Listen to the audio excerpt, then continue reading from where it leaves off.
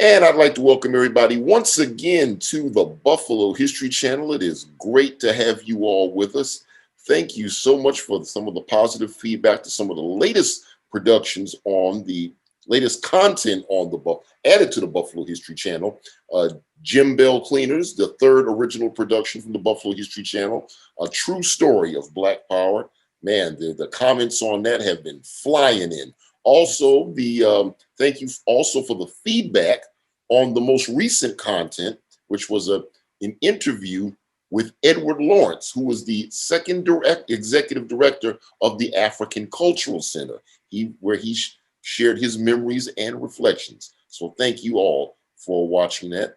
And today, on this piece of content, this is going to be major because, throughout the years, every summer at the top of August, an event takes place called the Pine Grill Reunion. And people from my generation on down to the millennials, we hear the name the Pine Grill, and we hear that it was at one time a social club, just a hot spot of Buffalo, particularly within the Cold Spring area, right there on Jefferson Avenue. We've heard many stories about it. We've heard it mentioned here and there, but we don't know the full story of it. But now we're going to be joined by someone one of the many people who was there, and one of the patrons of the Pine Grill. He kind of snuck in there as a kid, but he eventually got old enough to go in there and hung out and got to see the Pine Grill in all its glory. You might recognize this gentleman. He was on the 2019 documentary film called 67, The Buffalo Uprising. He was a former radio personality on WBLK and WUFO back in the day. Please welcome to the Buffalo History Channel, Guy Cameron. Guy, welcome to the Buffalo History Channel. Thank you so much for having me, Doug, and it's a pleasure. I'm looking forward to this. Okay, Yes. And let's just get right into it. Give us your reflections of the Pine Grill. Pine Grill was.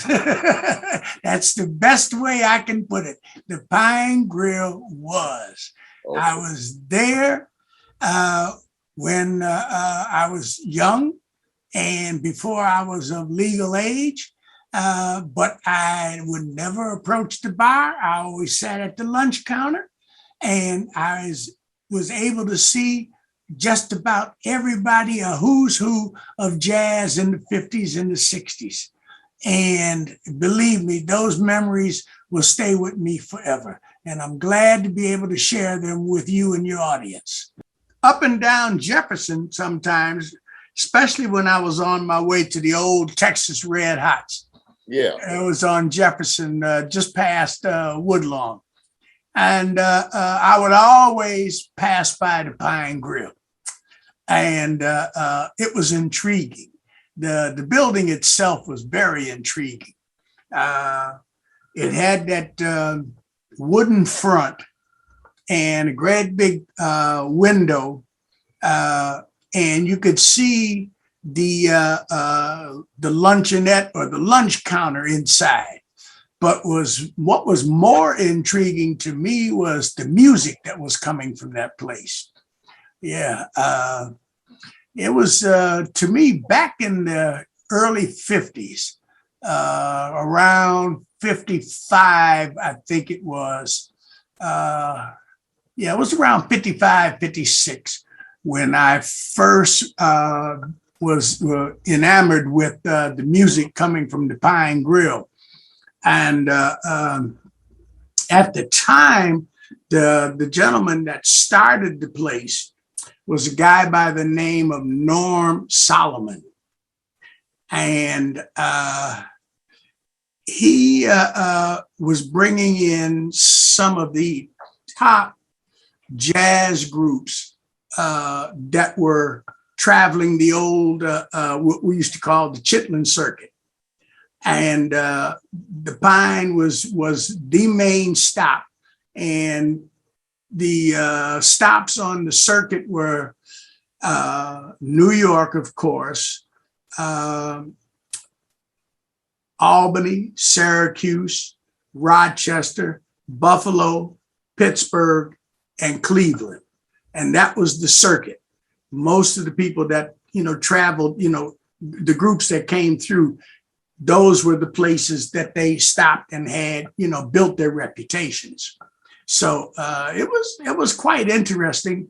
Primarily, the Pine Grill was known as a place for organ combos. Okay, they could have been trios, quartets, quintets, you name it. But the top organists in America came through the Pine Grill. And I remember it had to be about 1956, I believe it was, 56. There was a guitar player by the name of Thornell Schwartz. And you people listening can look it up. His name was spelled THORNELLSCHWARTZ. Surprisingly, he was a Black man and fabulous guitar player. And the reason why I remember him so vividly is he is the first person that brought Jimmy Smith on the road with him. James Oscar Smith, the renowned organist, jazz organist. And when Thornell brought Jimmy Smith into Buffalo, into the Pine Grill, I mean, the place was mobbed every night. The usual routine for the Pine Grill was acts started on a Monday night. And the reputation was, if you didn't come in smoking and burning up the place, there would be a new act on stage Wednesday night. The club was dark on Tuesdays, okay? And but it was one of the most congenial places that you ever want to be in. Now, 1957, I wasn't old enough to be in the place, okay? But, and I couldn't get away with it because everybody knew me through my father. My father, if you remember, he was a police officer. He was the third Black man hired in the city of Buffalo back in 46. And everybody knew me, so I couldn't get away with much of anything growing up. But anyway, I got to know the maitre d' of the club. Everybody called him Skinny, and that was his name, Donald Cherry. Donald would let me in, but I would sit at the lunch counter in front. As soon as you come in the door, there was a lunch counter there run by Mr. and Mrs. Jackson. And they served lunch, dinner, and sometimes breakfast, depending upon how soon the club opened. And they had some good food in there. And Mrs. Jackson made some of the best sweet potato pies you ever want to have. And when I went in there, I would sit at the lunch counter and I would have a slice of that sweet potato pie. And depending upon the weather, I would have either iced tea or a cup of coffee and enjoy the set because you could have a full view of the stage in the Pine Grill. So when you walked in, you walked by the lunch counter. There was a slight wall there. And then there was Skinny posted right there at the door. And he collected the cover charge. And then there was this like a railing almost that went all the way to the back. There was and then the bar was on the right-hand side. The tables and chairs were on the left-hand side. and the stage was built up. It was about, I would say 3.5, maybe 4 feet high. Okay. And on the stage, the musicians were playing, and some of the most notable acts, well, I remember most of them. Early days, Bill Doggett came through. Everybody remembers Bill Doggett with his hit tune, Honky Tonk. And then there was Milt Buckner came through. Who else? Richard Groove Holmes came through. Jack McDuff, Jimmy McGriff. Who else? Babyface Willette came through quite often. So, I mean, it was numerous acts that came through there. And one of the stellar nights, because it was a one-night stand, and I vividly remember this. It was a surprise, but it was the Count Basie Orchestra. Now, how they fit the Count Basie Orchestra in there was really amazing, because they had to take away a few tables and chairs, where the audience sat. But it was, I mean, unbelievable.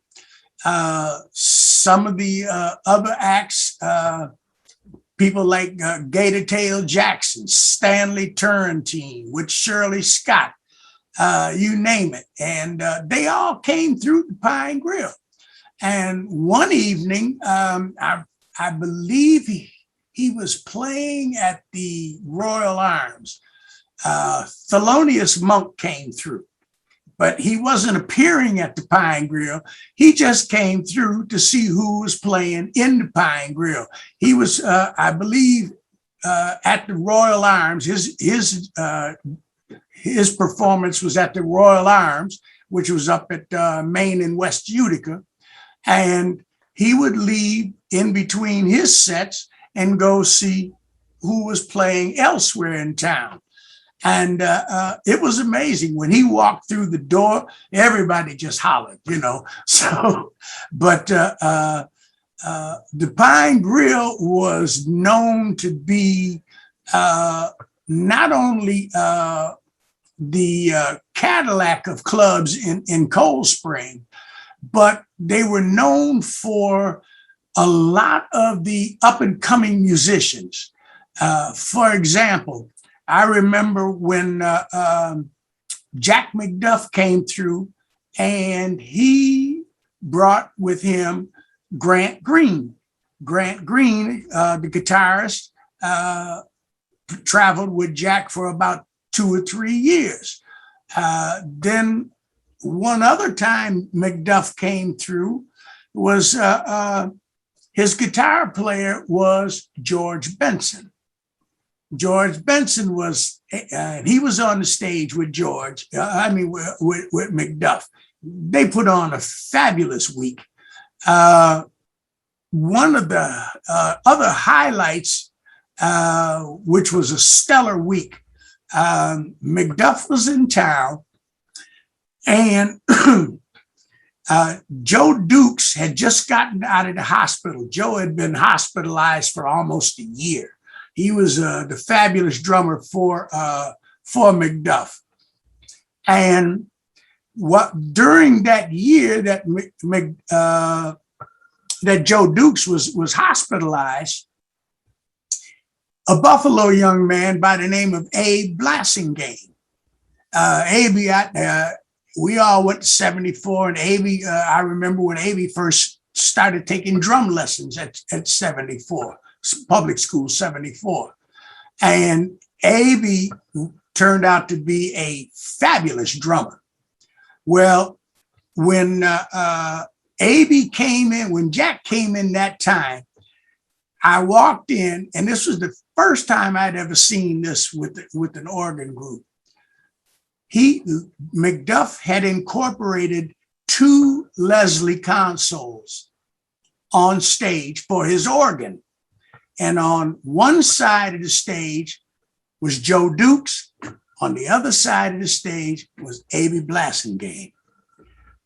And the place was packed every night that week. They put on one of the most fabulous shows I've ever seen.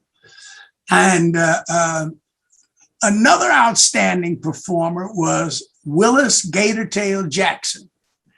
Now, people currently are really amazed at a saxophonist right now. His name is Boney James, and how Boney during his show will come off the stage playing, and he'll walk through the audience playing. The band's still on the stage, and Boney doesn't miss a beat. The band don't miss a beat. And then after he goes around the entire room, he gets back up on stage and they finish up the tune. Well, one night, Gatortail came down off the stage still playing. The band was kicking. Gatortail got up on top of the bar and walked from one end of the bar to the other end of the bar.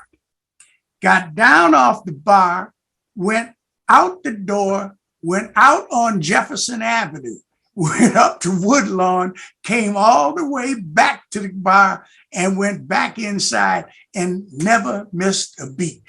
I mean, it was a remarkable performance, you know. So, like I said, a lot of the guys that came through the Pine Grill, it was just really an amazing place at the time. You know, it was you had four main bartenders. It was Johnny, Bernard, Cotton, and Craig. And they were the nicest gentlemen, you know. And at that time, it was not only in the Pine Grill, but just about anywhere you went. If you decided you were going to leave or get up and go to the bathroom or whatever, if you were gone for a period of time, your drinks and your money was put on the back bar. So you didn't have to worry about anything.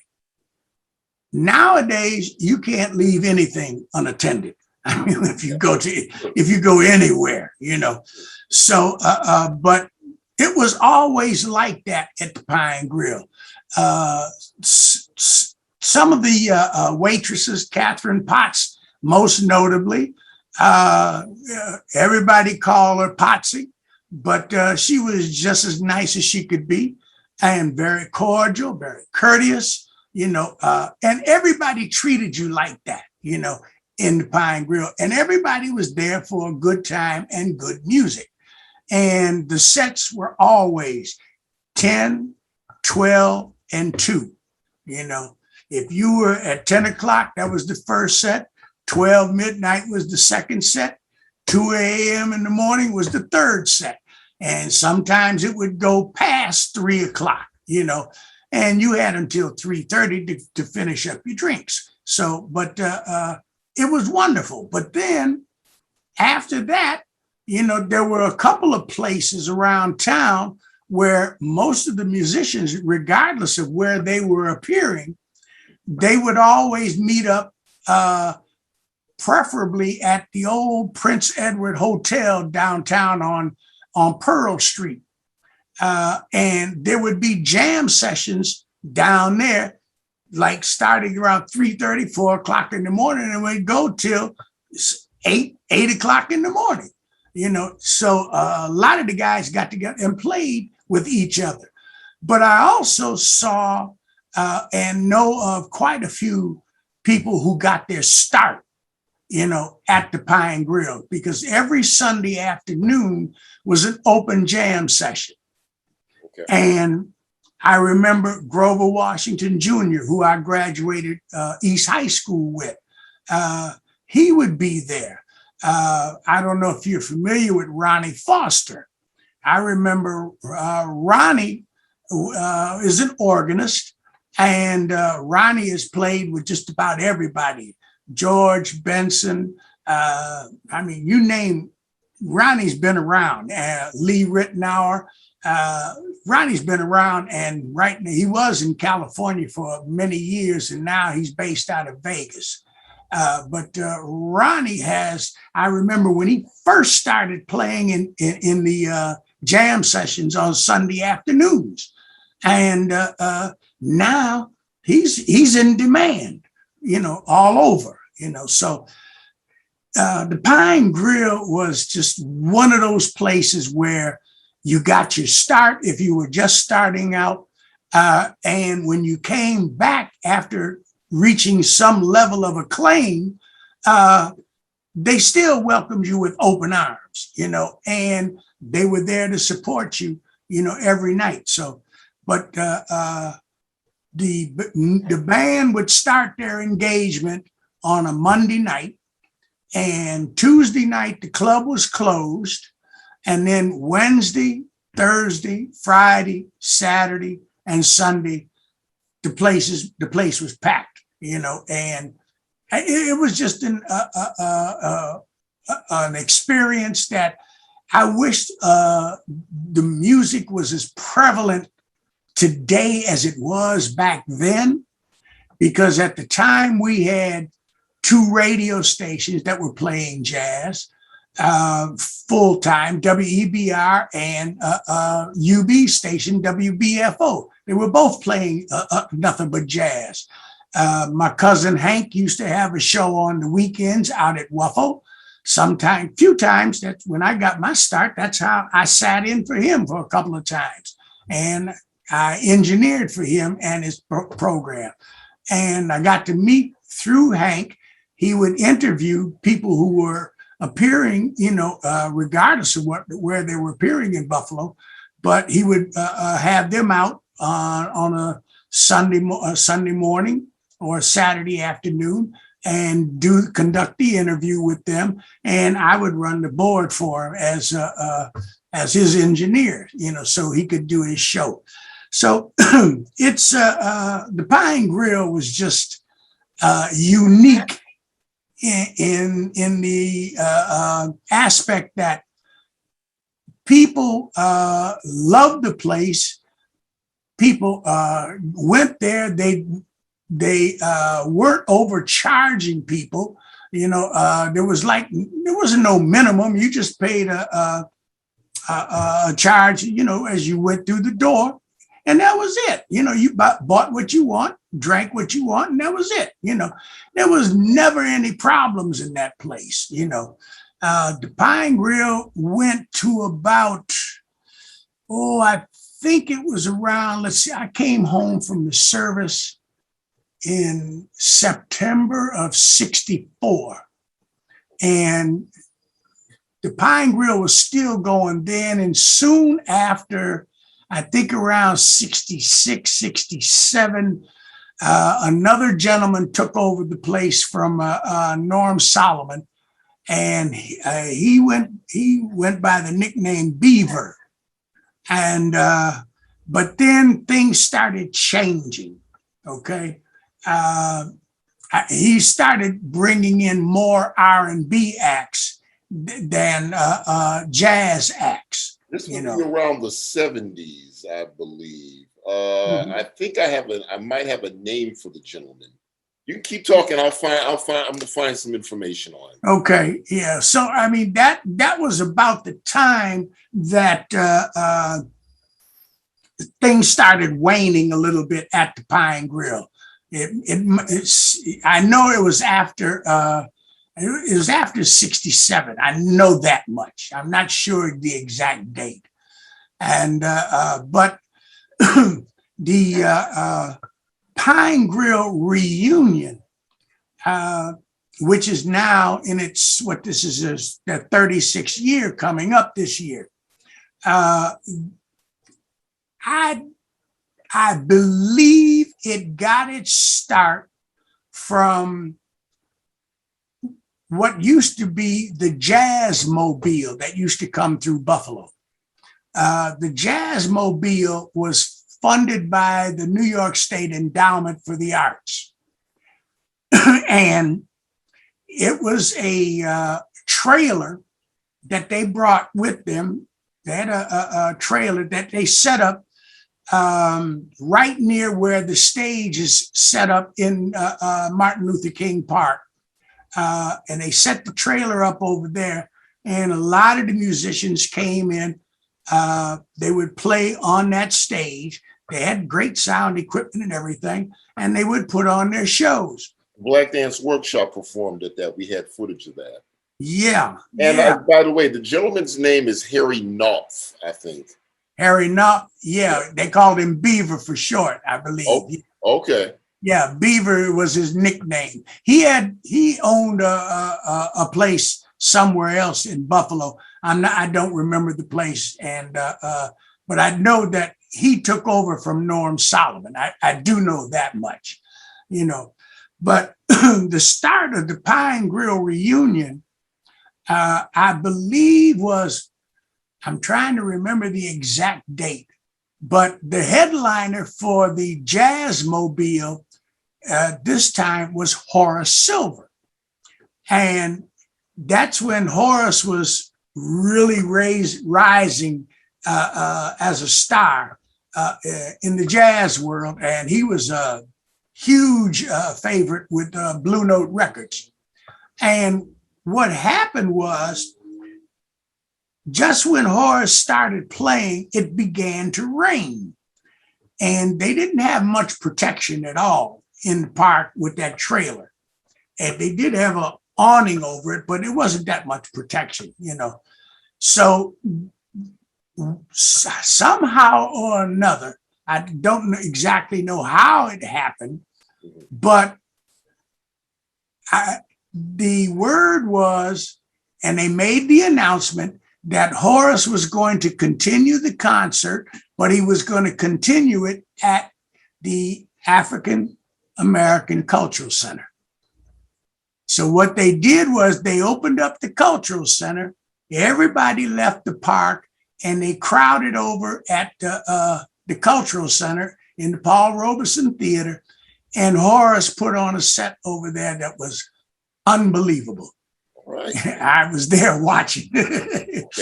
But those are some of the memories that I have of the Pine Grill reunion, because you had headliners that came through, people like I said, Stanley Turrentine, saxophone player. Grant. I mean, the Pine Grill itself did really pretty much right.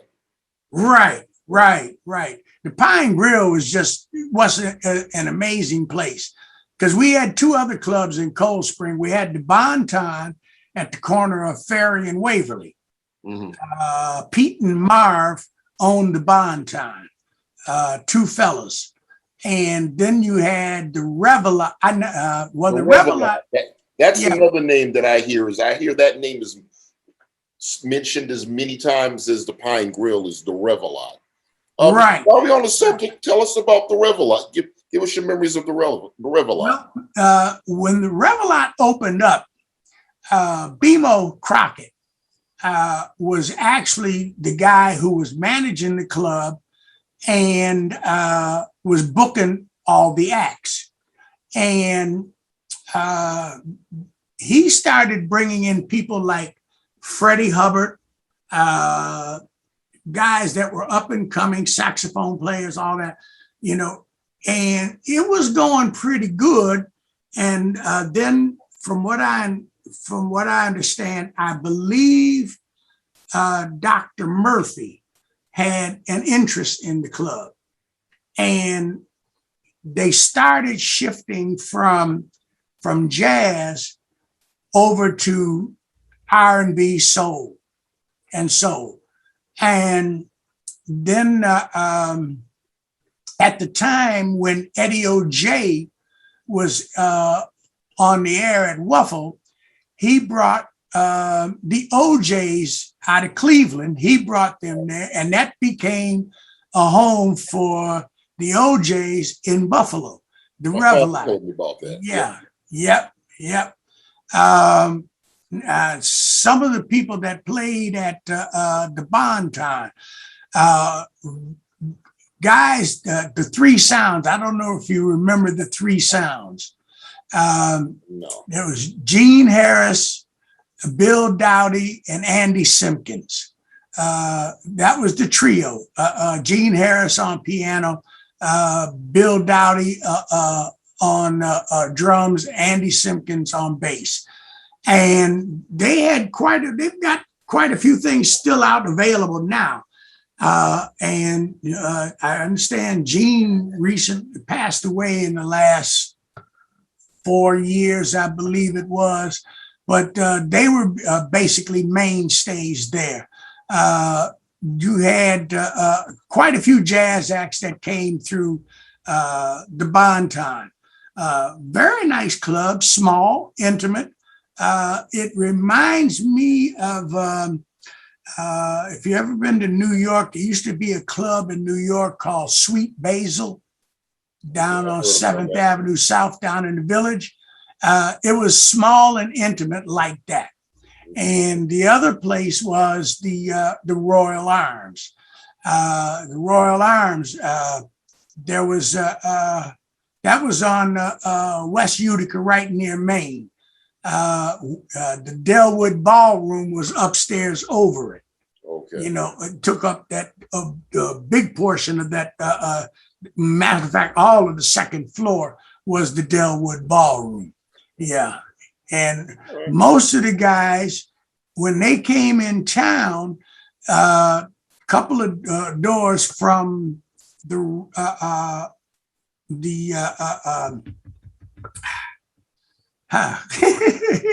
just the Royal Arms, couple of doors from the Royal Arms was the Stratford Arms. And that was like the hotel where just about everybody stayed. Okay. So, but that was the scene in Cold Spring. You had those three places that everybody would go to. I know a lot of Buffalonians remember and still revere Johnny Lytle, one of the few vibraphonists to come through Buffalo on a regular basis. Johnny would have a quintet usually of him on vibes, organ, guitar, you know, possibly trumpet, but mostly saxophone. And they would come on and put on shows. Monk played there. Miles Davis played at the Royal Arms. I believe I was told that John Coltrane played there once, but that was that was a long time ago. So, but like I said, you know, Buffalo at that time was very vibrant, and jazz was it. You know, there was really, you know, nothing else really going on. You know. Well, let's switch gears, and this is wonderful, really almost unprecedented information that we're doing right now about the Pine Grill itself. People in my generation, Generation X, and beyond my generation, we hear that name, the Pine Grill. We hear that name. We've heard that name mentioned because of the event, the popular summer event, the Pine Grill reunion. We've heard few memories here and there about what the Pine Grill was and where it was on Jefferson. When you try to research that, what's interesting is you're very hard pressed to find any real information. Right. Now we did do some Buffalo History Channel did do some researching other topics, but when we're looking through the old Challenger issues and the old Criterion issues, we would find that in those publications there would be different pictures of not just the Pine Grill, which we have a number of pictures and we're showing in this presentation, but there's also they had like advertisements like this here, which highlights a lot of the different spots, and many of these spots were on Jefferson, like Club Soul and Bowles Lounge and Mike's Lounge, of course, which is still in existence. Yes. And but I want to talk about the Pine Grill reunion. Yes. Now, of course, that's within the great legacy of the Pine Grill. Yes. Talk about I mean, there's certainly, I've attended the Pine Grill. You, of course, have attended the Pine Grill every year. Yes. Talk about your views on that and how that's upholding the legacy of the Pine Grill. And shout out to the African Cultural Center for keeping it going. Well, when they started, like I said, I don't know if it's true, but that incident with the Jazzmobile and the Rain and the Horace Silver group performing, and then moving the performance to the African Cultural Center, I believe that was really a start or laid the foundation for the idea of having the Pine Grill reunion. But there, I can't be positive about that. I'm not really sure about that. But hats off and fond and boatload of success to Agnes Bain, who is the catalyst behind the Pine Grill reunion, along with George K. Arthur. Between the two of them, they have really, they were the inspiration of keeping the music alive, the feelings that was going on in the Pine Grill, the atmosphere of the Pine Grill. They were the ones responsible for all of this to happen, and my blessings to, I forget the young lady's name now, that is now the director of the Cultural Center. And from what I understand, they've already put together the lineup, they're putting together the lineup for the Pine Grill reunion for this year. But being able to bring in nationally known acts for the first week at the Pine Grill and have quite a few of the nationally known acts, the entire first Sunday of the Pine Grill is always devoted to the national and the veteran acts. And then the second week is devoted to your local musicians. Yes. And it ranges from people who are up and coming, and you have the blues, you have the R&B, you have your soul, and they put on excellent performances, for the second week at the Pine Grill. Last year it was virtual. We already know that, and I guess I'm expecting a huge crowd this year. I'm expecting a huge crowd this year, mainly because of the pandemic, and everybody has been cooped up for a year and a half now. Yes. And we're just dying to get out and to hear some good music. So just in closing, yes, this has been a wealth of information, but in closing, the title of this is The Legacy of the Pine Grill. So in your own words, give us your view of what the legacy of the Pine Grill in Buffalo is and to Buffalo's history. The Pine Grill was the epitome of jazz in Buffalo. That's it in a nutshell. It was the place that people wanted to play, and a lot of guys, honed their skills in the Pine Grill. So the Pine Grill that's the best way I can put it. The Pine Grill was, it still is in memory today, through the Pine Grill Reunion Jazz Festival. But the Pine Grill was, and that's what I can say about it, Okay. Yeah. Well, And, no, the only thing I can say is that when I turned 18 and became legal in New York State, I walked into Pine Grill and everybody knew I was 18. And that was the first time I sat at the bar and ordered a drink in the Pine Grill. All right. Well, Guy, it's been a pleasure to have you right here on the Buffalo History Channel to share your memories. It's been a pleasure being with you, Doug, as always. All right. Okay.